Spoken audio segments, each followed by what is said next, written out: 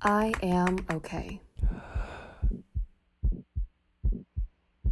At least, that's what I tell people, and that's what the other residents tell me.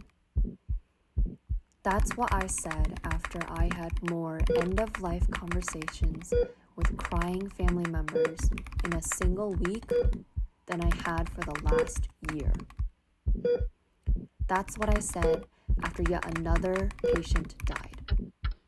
That's what I said when my colleagues let me know about the patient I've been following for weeks, who looked at me on that first day and asked if he would survive, whose wife I called every day to let her know her husband was getting worse.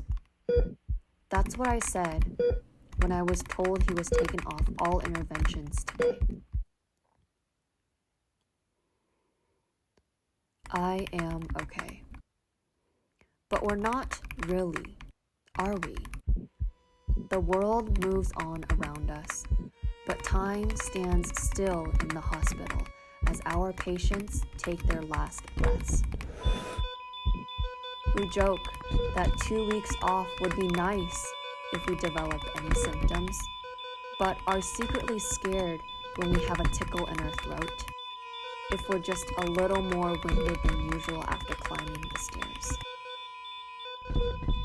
We joke that residency is tiring anyways, and accept that death is just a part of medicine, but then go home and cry because we've never been so helpless, standing by without being able to do anything while we watch these men and women slowly suffocate.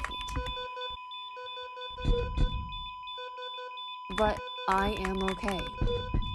We are okay. We have to be. Because if we aren't, who picks up the pager?